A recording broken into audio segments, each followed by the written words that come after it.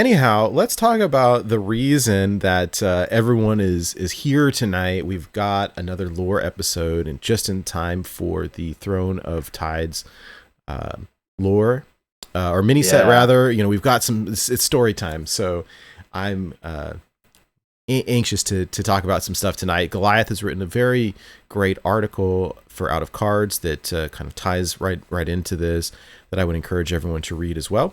But we're going to talk through it tonight. And so that being said, let me just pass the mic over to Goliath and we can jump right in.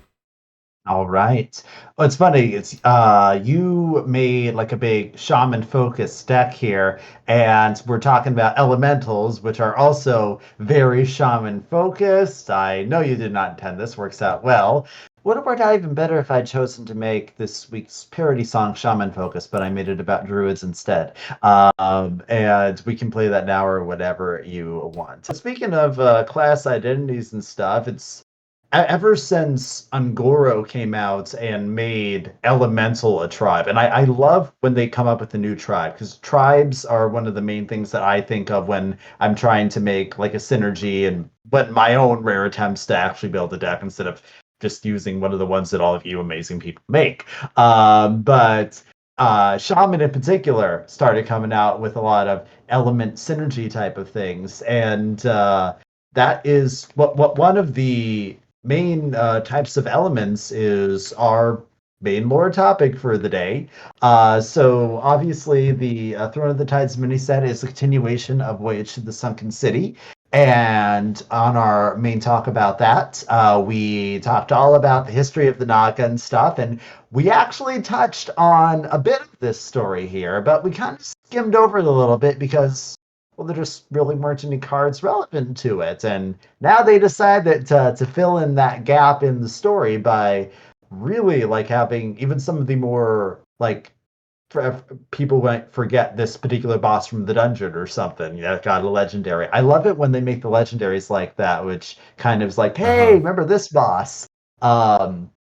So rather than just retreading all of the stuff from the Naga point of view, we're going to switch it up a bit because this is very clear defines. Like this mini set was advertised as like a battle of the colossals. There's literally a warrior card themed of that, of pulling two colossals onto the board and they fight. So we have the Naga on one end, who have like their Serpentine Warriors and a Kraken on their side, who we'll talk about later. And we have the Water Elementals, led by the Water Lord, the Tide Hunter himself, Neptulon. And so we've already talked about things from the Naga side. We're gonna switch over and kind of go back and talk all about where these Water Elementals came from to start things out with. So, do you guys remember we've gone over the very beginning of things a couple times with elementals and old gods? I'm giving you a pop quiz right now. Do you remember the basics of how all that happened? Gosh, I mean, I remember, I remember the old gods and the elementals and the warring elementals and but I don't recall really how they got started. I mean, I remember that, Neptulon and gosh, I always forget the name because she's not in Hearthstone proper. Therazane, the Stone Mother. Therazane, right? Yeah. Are kind of the outliers, like doing their thing. Neptulon is in the ocean. Therazane is like the nice one, and then Alakir and Ragnaros are like battling it up and kind of chaotic and but I don't recall any more. The origin. The old gods came to try and get the world seed. Is that world right? Soul, yes. World soul, yeah. Yeah, so Azeroth is a special planet that's essentially a baby titan, this powerful cosmic being, and the whole point of the old gods is that since titans are so powerful, they can't do anything to them while they are fully grown, but if they can influence and corrupt one while it's still hatching inside of its egg, so to speak, and turn it into an evil void Titan, then that will enable complete domination of the void across the cosmos, which is why everything that happens on Azeroth is so important, because that can't be allowed to happen. And as for the elementals, are just kind of beings that naturally pop up on the majority of worlds that existed. Pretty much everything was initially some sort of combination of the various particles of energy and matter that formed, which was essentially a big bang from the light and void clashing each other way back before time had a name and all of that stuff.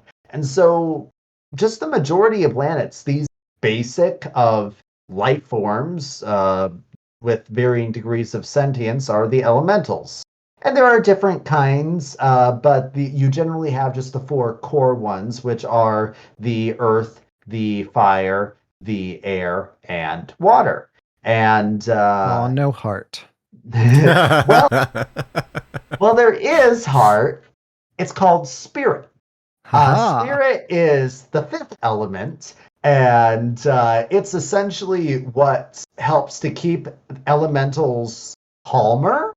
The thing is that on Azeroth, the world soul was using so much spirit as kind of like the juice to help it grow, that there wasn't any more for the elementals.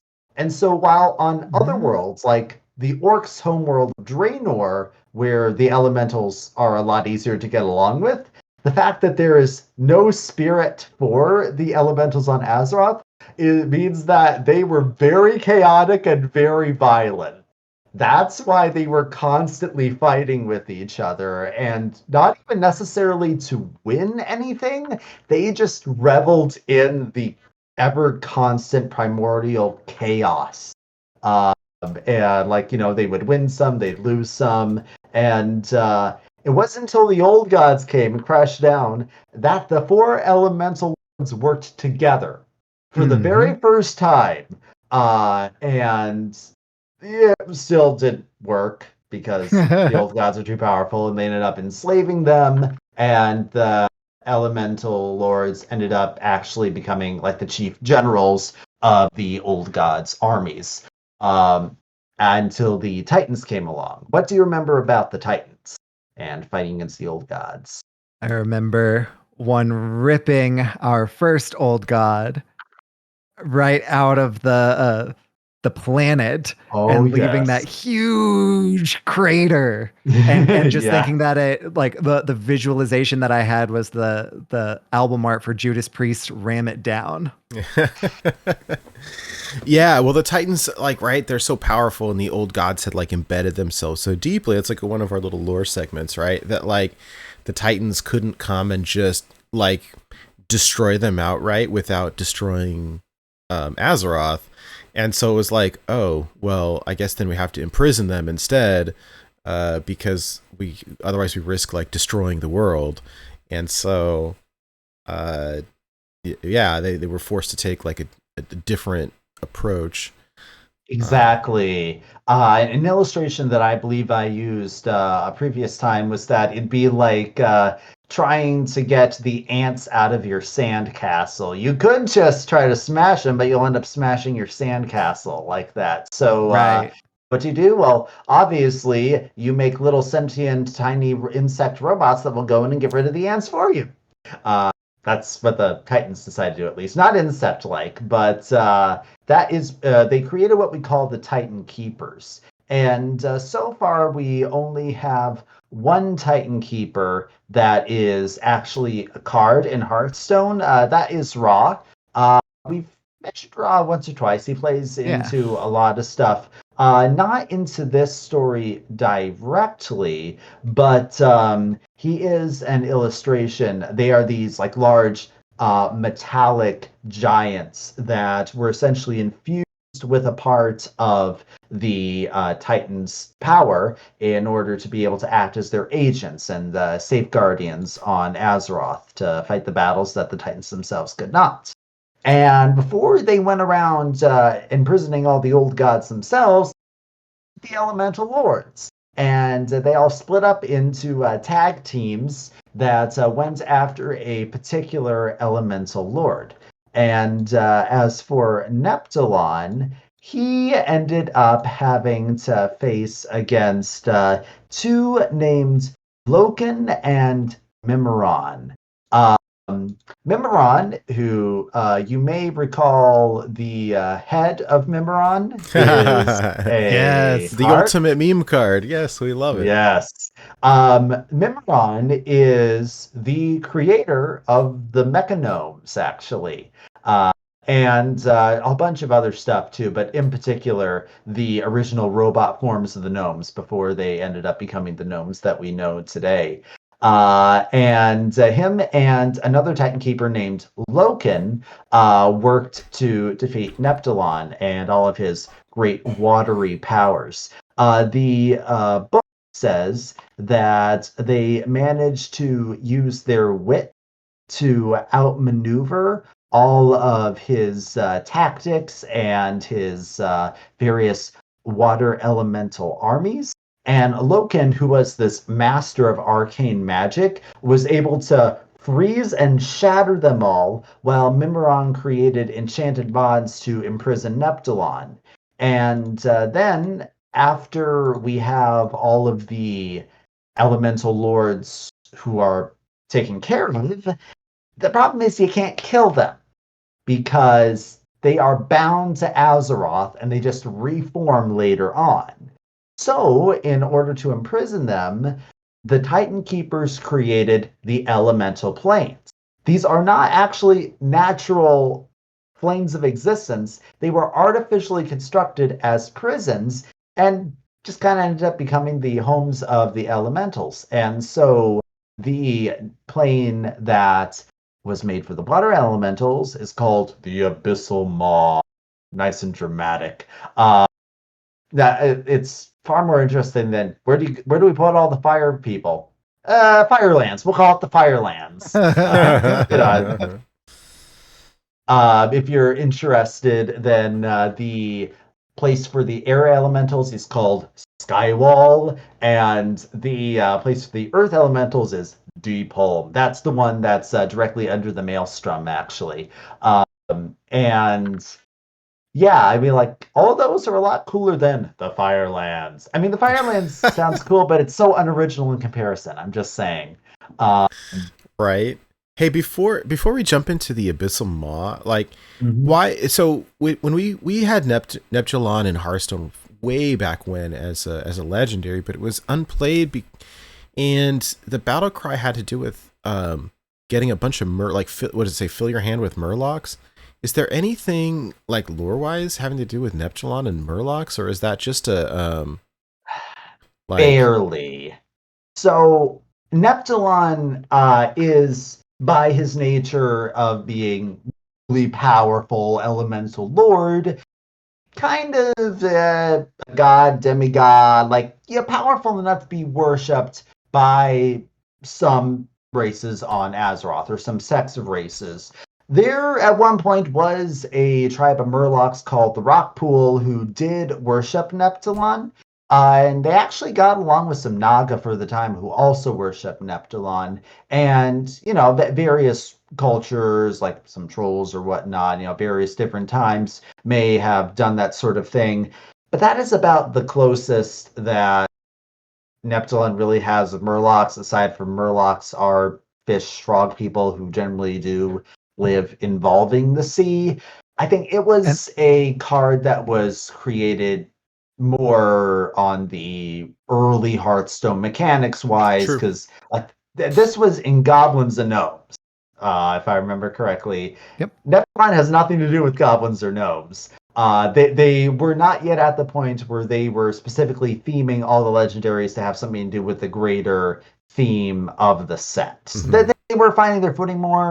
And frankly, I'm really glad that Neptulon has something that I feel is a lot more impressive and fitting for him. Yeah. And then this in the artwork, we always see Neptulon wearing this big like necklace, chain, amulet, pendant sort of thing. What is that? Does that have any significance at all, or is it just some bling? There hasn't been anything made of that. Maybe at some point they could decide to tell a story about it, but as far as I'm aware, it's just a part of his general appearance. Gotcha. Maybe it's a Yeah. timekeeping device, and Neptulon pronounces their name Neptulon. It's a Flava Flav reference for the uninitiated. Okay. Oh goodness. Is there more that we want to talk about Neptulon before we get into the Abyssal Maw, or a bit, because there is something kind of due to the nature of water elementals. So something else I wanted to mention is that elementals take a lot of different forms. Like as you can see with some of the art that we've had up, you can see in a lot of the different cards that exist in Hearthstone that you can have the same basic element, but it can be shaped and affected by the world around it. So like a water elemental that is coming from a swamp is different from one coming from a desert oasis, which is different from one that is coming from the ocean itself. And so it's just a great reason to have all this different creative art, all designing elementals in a different way. Kind of like the way for fire elementals, you can have phoenixes as just another form of a fire elemental. And all of them are also associated with different temperaments, both a positive and a negative one. And water is associated by many shaman with personality traits and qualities of tranquility on the positive side. But on the negative side, they're also associated with indecisiveness because, water is always flowing around. It never really stays in one place and all that. So that's kind of a philosophical aspect that some in-lore shaman associate with water. And interesting. it has something to do with their personalities a bit. Like, fire is obviously very destructive. But that can be a good thing or a bad thing. And there's all sorts of different aspects for each of the elementals with that. But that's water's focus. It's tranquility. It's also indecisive. So let's see. We are imprisoning the elementals. Right, the Abyssal Maw. Okay. Yeah, basically, this is kind of just where they all hang out, honestly. It is originally a steadfast prison, but eventually holes open up into the world over time, and elementals just kind of start to leak out into the world again, and Neptulon is able to exhibit some influence. We don't know exactly when or how that happened. Like for Ragnaros, we have this big dramatic story about how he was accidentally summoned into the world by a dark iron dwarf in the middle of battle when he was just not thinking clearly.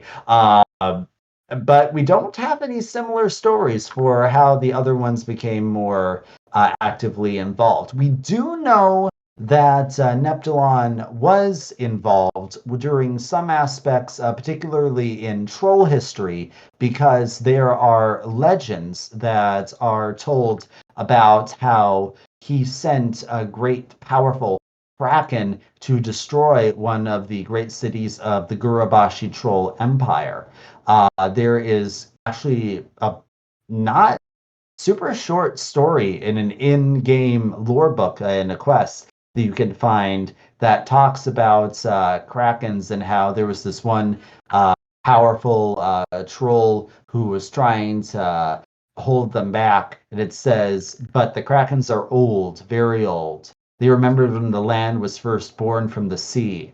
They remember when the old ones ruled and the travelers came and cast them down. They remembered when magic was new. Which is interesting because it indicates that the Krakens may have been around at the same time as all the elementals fighting each other, even before the old gods crashed down, which is curious, and I'm not sure if that's been retconned or what, but indicates that there's very, very strong ties between like the water elementals and the Krakens. Just like, and who knows how many other creatures are tied and have connections or directly under the influence. And a lot of them probably just live in the Abyssal Maw, or if they are in the oceans of Azeroth, areas that like are super deep and you would not want to go down to, otherwise you might be entering N'Zoth territory or something, you know? No one wants to go there. Yeah. Okay, interesting. And then so the Gurabashi arena that's where we had the Rastakan's Rumble expansion. Yep, that's those same Gurabashi. They're the big jungle trolls. They live in an area called Stranglethorn Vale down at the bottom of the bottom tip of the Eastern Kingdoms. Okay. And yeah, they were at one point just doing some big rapid expansion, conquering everything. And apparently, somehow, in some unknown way, they really ticked off Neptulon, and he decided that he was going to nip their expansion in the bud. We don't know why. We don't know if it's connected to another story that's told about a special storm stone that was said to belong to Neptulon, that every generation a Gurabashi would find it washed up on the tides and gain power over water. Like there's various different legends, and it's always interesting when you have legends within a fictional world that you don't know, is this actually something that happened in the lore, or is it just something that the people who live in the fictional world as their own fictional world, which I think just adds a lot of depth either way. So like I said, we don't know all the details on how Neptulon was active up until the more classic area of World of Warcraft, when we actually start playing the game and entering as characters and start interacting with elementals as they become a bit more active.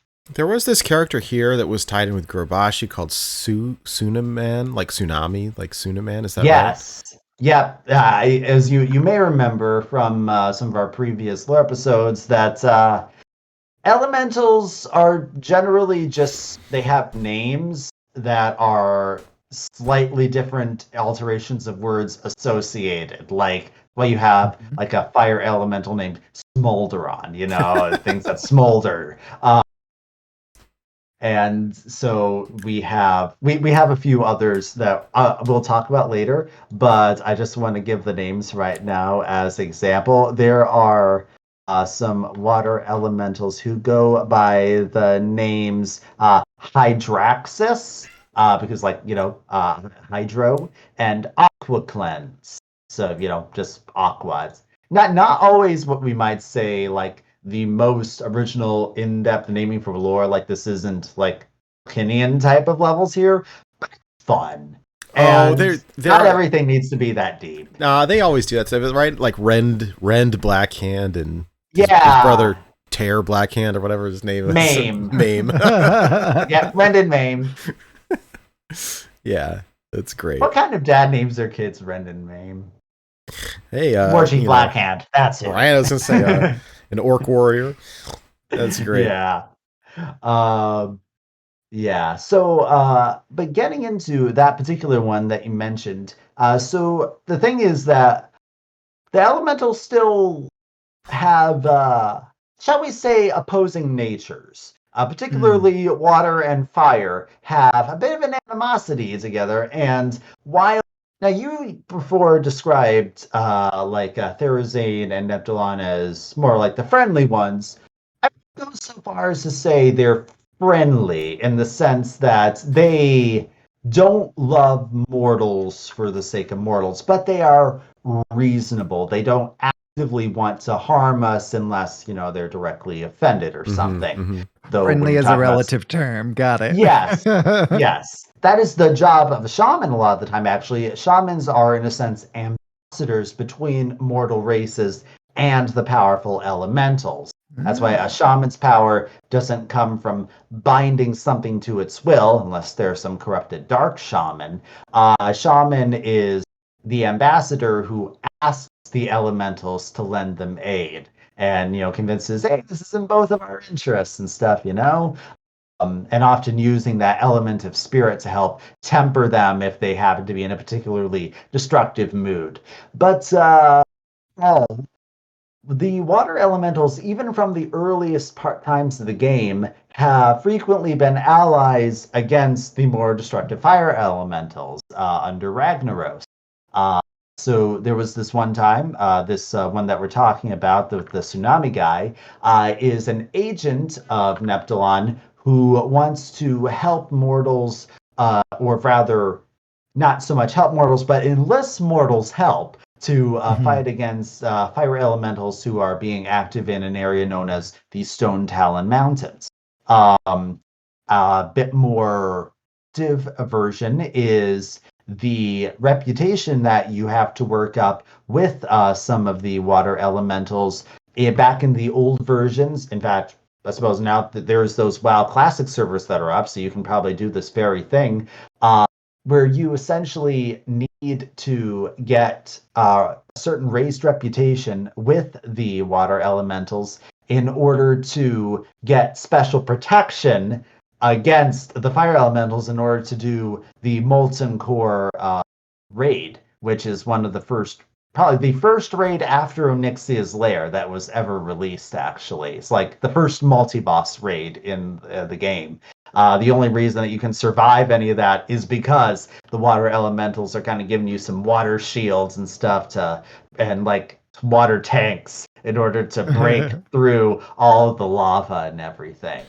So that's our basic talk there. That's mostly just about all that we see of the water elementals and anything from Neptulon. Like at this point in the game, Neptulon is, we don't know what he looks like. He's just a name that you hear every so often. But then in the Cataclysm expansion, and we get to the Throne Tide stuff, which is what our mini set is all, finally getting to the meat of the matter and all of our new cards.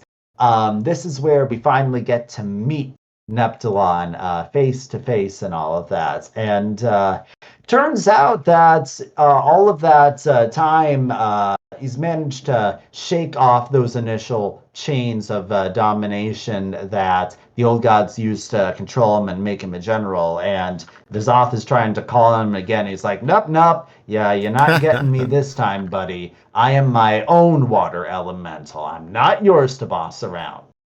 And N'Zoth doesn't like that one bit. And he's like, Neptulon must be punished for his insolence. And so he calls on our good buddy Azshara in order to do the dirty work. Tell me what you remember about that story, about what's going on with Azshara again, huh? She talked to N'Zoth as a fish and was like, hey, I'm going to be your queen. And he was like, yeah. That is the way TLDR version, but yeah. Yep. And remember that she is the world's biggest egomaniac. Yes, she is.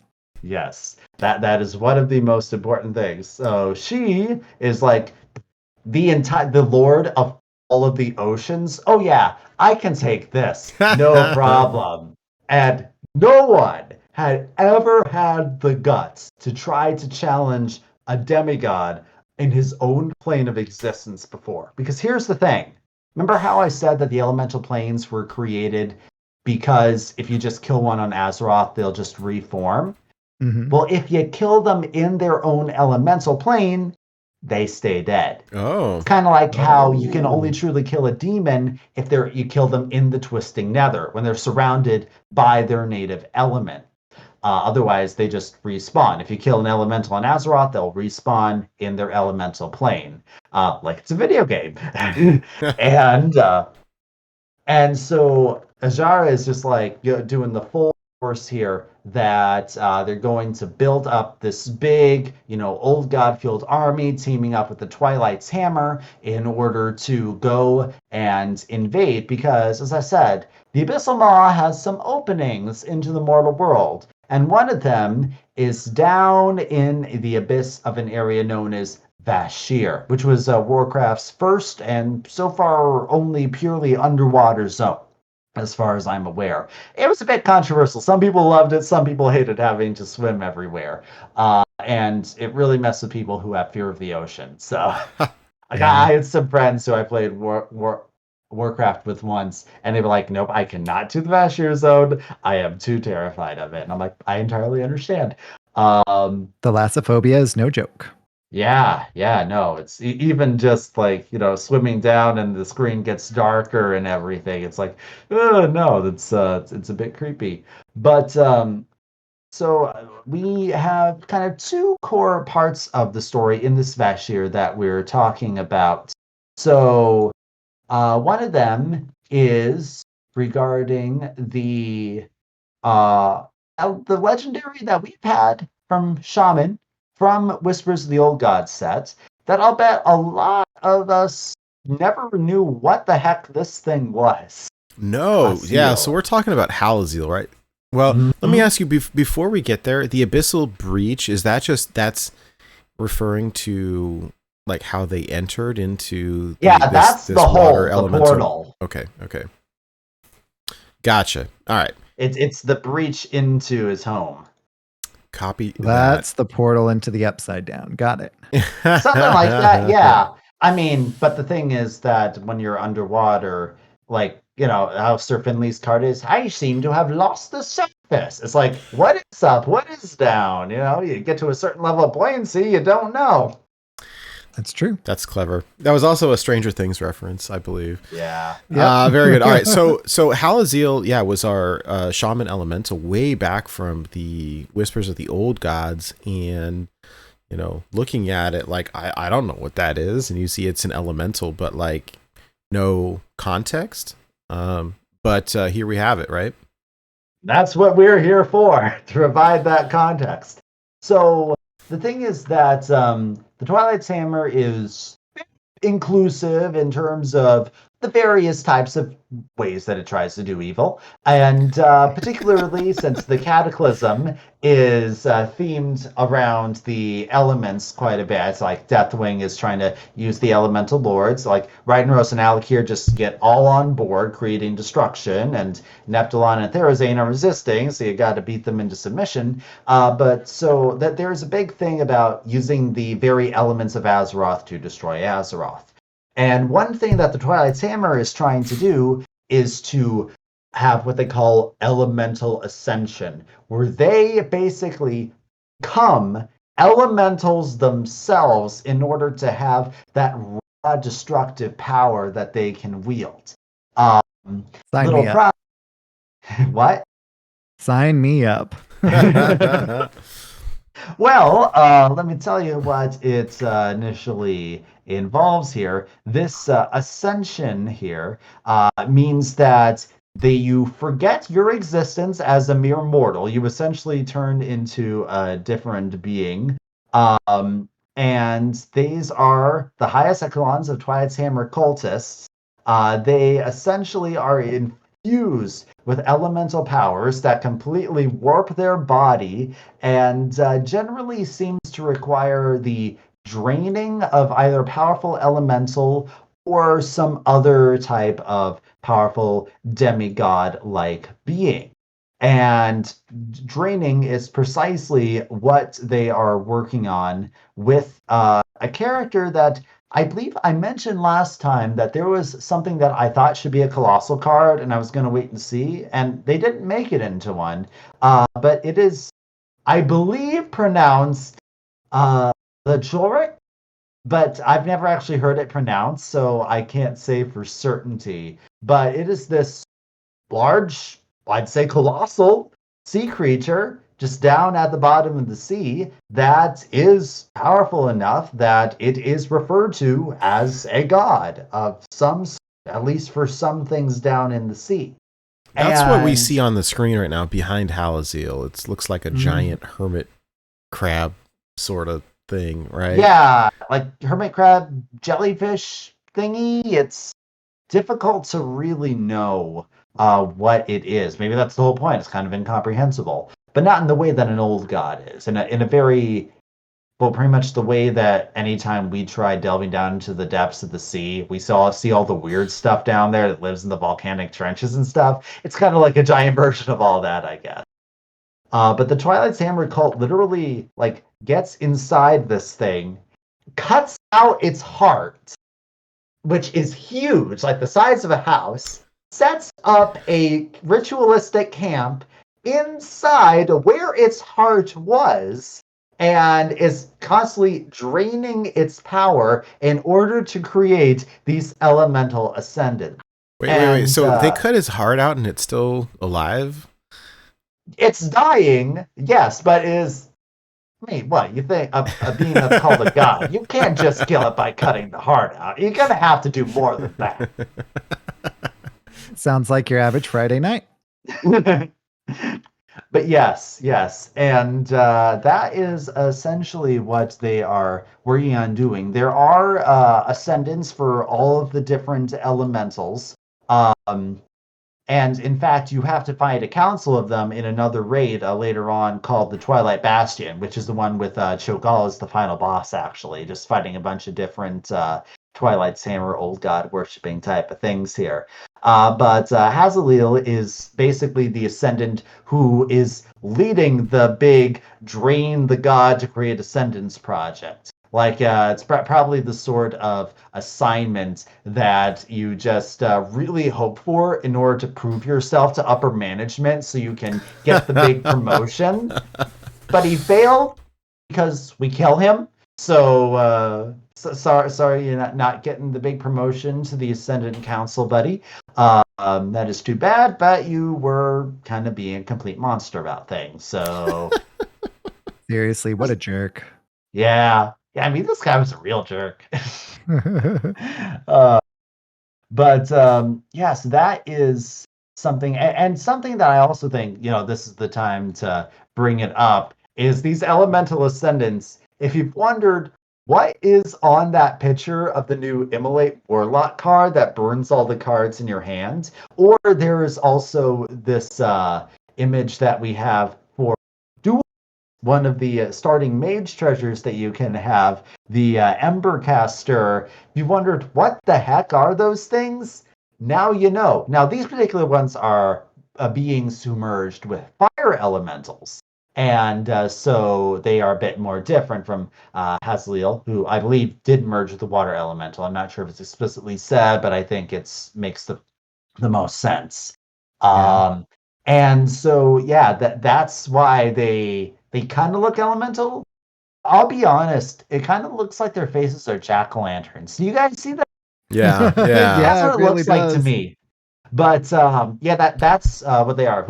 No idea what their identity was beforehand. They don't even know. Not even sure what kind of mortal they were, except bipedal apparently, which most are. And that is basically what's going on with all those. Now, it is theoretically possible, and some shaman have experimented with this, to have a way of temporarily becoming an ascendant that is actually working with the elemental, and it's a very short burst of power. It's unclear whether that means that it kills you in the end or whether you just can't maintain it for a super long time.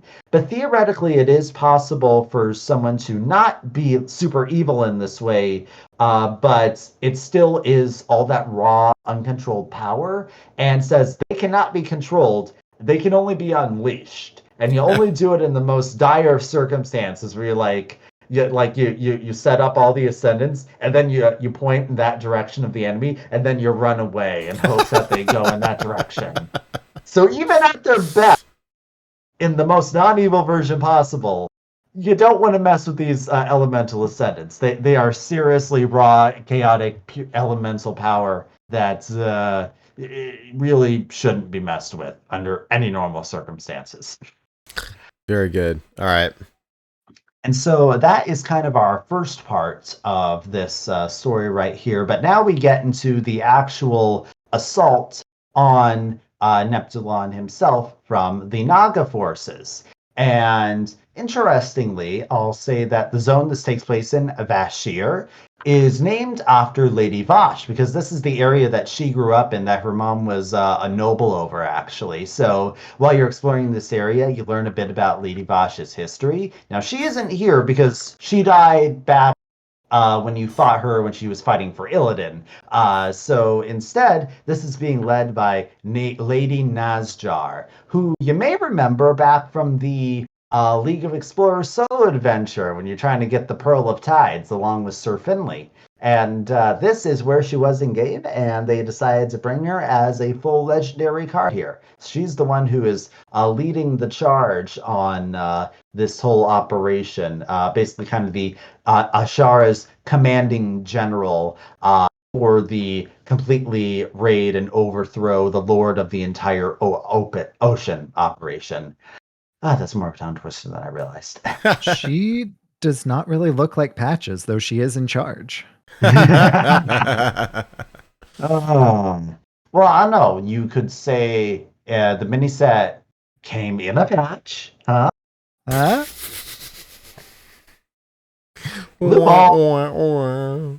I know. But anyway, so yeah, that basically leads us up to our new legendary cards that come from the actual dungeon of the Throne of Tides. So Lady Nazdar herself is actually the first boss that you fight in this dungeon. And as I said, she is a Naga. And Naga are, like, it's very fitting that she is a mage legendary because, as we've talked about, they are the twisted versions of the highborn elves, the ones who were the big magic using sorcerers, the aristocrats of the Night Elven Empire.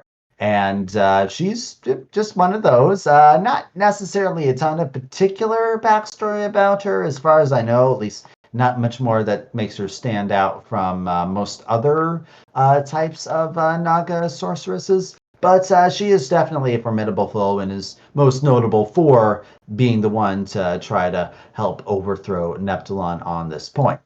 And our Warlock legendary is similarly, like, not really something that we have lore on, just the little dungeon journal note that basically says that this is a faceless, just like a lot of the other Hearthstone cards we've seen, especially back in Whispers of the Old Gods. Like, so many of these guys on the cards. And you may recall the official name they have is the Naraki, but everyone just calls them the Faceless because, well, they don't have a face. And this was basically sent by N'Zoth as some super-powered backup here. He's like, okay, I'm sure you Naga, I think you have this all under control, but I'm going to send my own representative here just in case.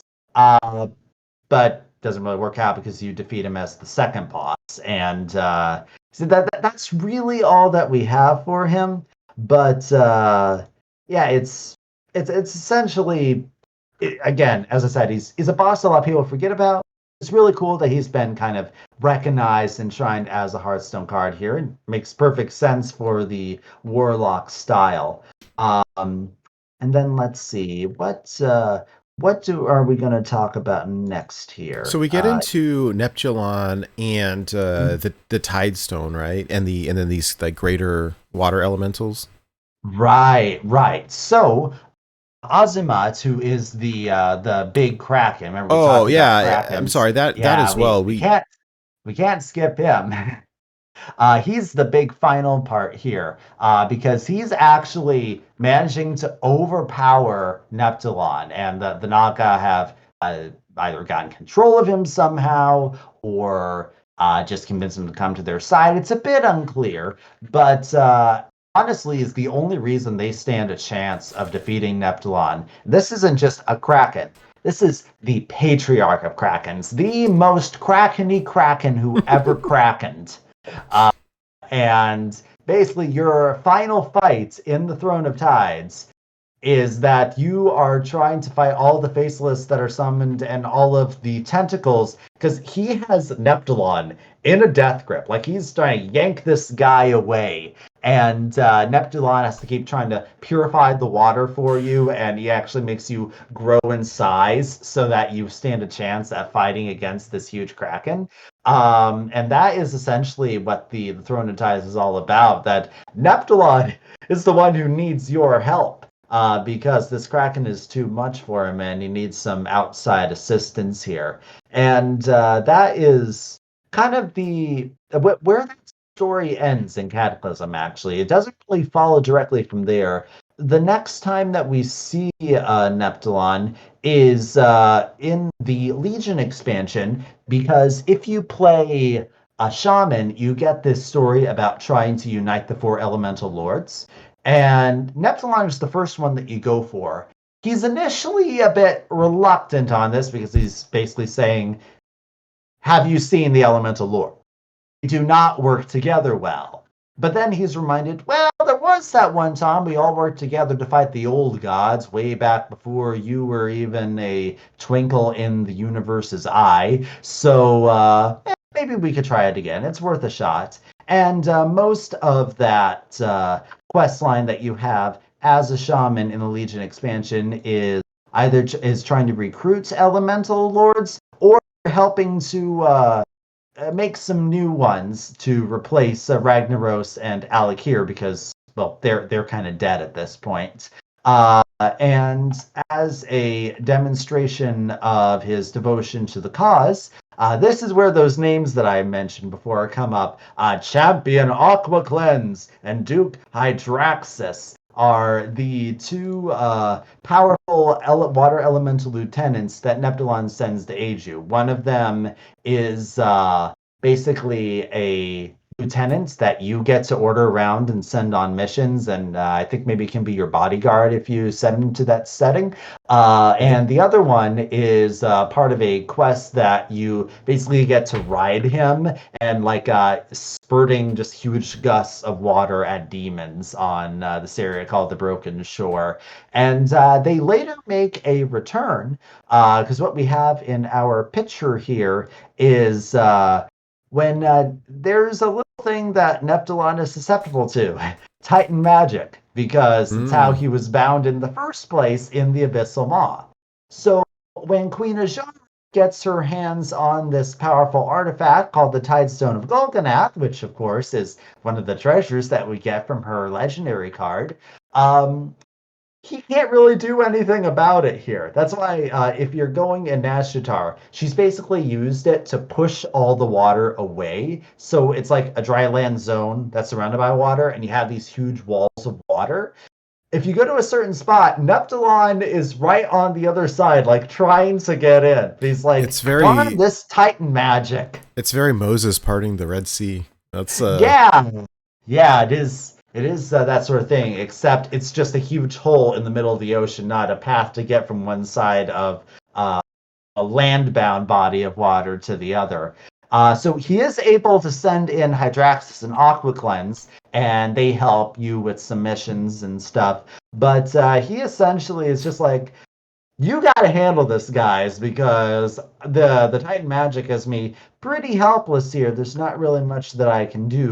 And, eventually you deal with Azshara in the way that we talked about last time, going to the Eternal Palace. Most of the legendaries that we have from Sunken City are bosses from that particular raid. And so far is the latest that we have heard of Neptulon and the water elementals. Particularly since the latest expansion of the past few years, Shadowlands, literally wasn't on Azeroth at all. We were up in the entire realm of death. So Neptulon didn't really have a chance of having anything to do with all that. Maybe we'll see something for the new one that's going to be coming out. It's set on the Dragon Isle, so it's islands surrounded by water. Maybe there'll be something involved. We honestly don't know. But that is essentially all the lore that we have now. He's not like Ragnaros is the one who gets the most press on everything. He's big, he's dramatic, he has a fire festival in Hearthstone and all of that. He's literally the end boss of 2 different raids. And so we know a lot more about him. A lot of the other elemental lords don't have quite as long or in-depth or certain stories, but say if I had to hang out with one of the elemental lords, Neptulon is a pretty good contender because he's at least someone that you can reason with, and at least is water for shaman is generally used in healing spells. Something that if you got a little out of control with, when accidentally burn yourself or whatnot. I do have a fear of the deep water, but that part aside, I think Neptulon seems like a pretty cool guy, and you definitely, if it's between him and the greatest egomaniac queen ever, yeah, definitely gonna take Neptulon's side here. Just saying. It's between him and Azshara? Yeah. Yeah. Then no one likes Azshara unless they're magically compelled to, which she loves doing. Remember, she was great. made people magically like be infatuated with her and fight for her affection and stuff. Like, no, that's so funny. That's red flag for abusive relationship right there. Very cool. These names are so funny. Like the one of them is like, Hydraxis. It's so cool. And the other one is, what is it? Aqua Cleanse is like that reminds me. Aqua Cleanse. Aqua Cleanse reminds me of like mouthwash. It's like a toothpaste brand. Yes. And the other one is this. You face Hydraxis. It's so the names are so good.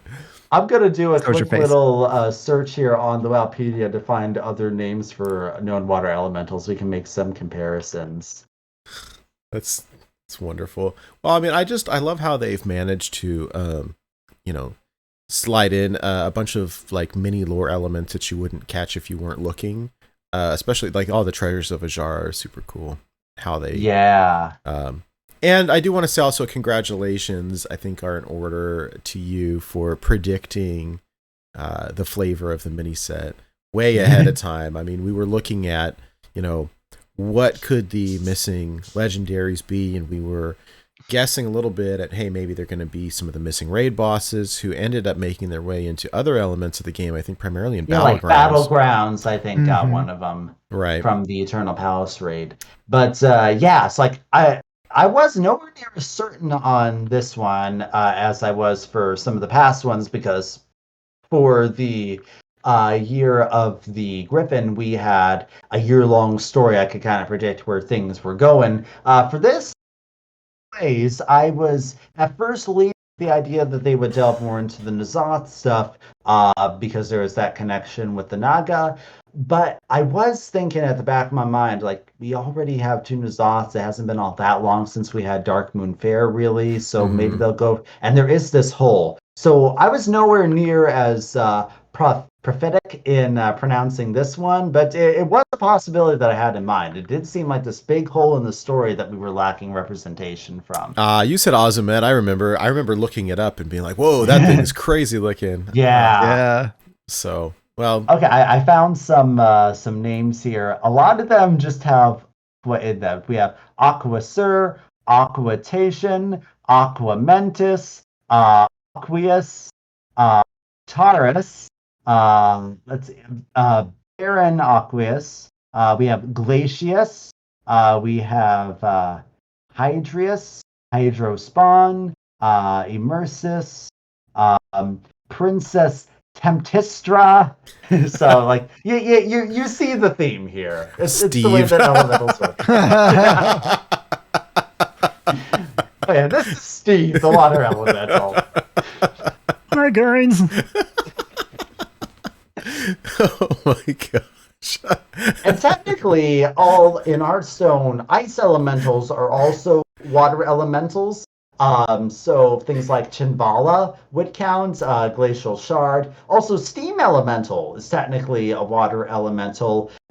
It's theorized that maybe that happens where like you get a bit of fire elemental in there and you get steam, or you get a bit of air elemental and that cools it down and you get ice. But there's really nothing particularly canon about that. All we know is that, hey, water has its 3 states and everything, and it can manifest in elementals that way as well.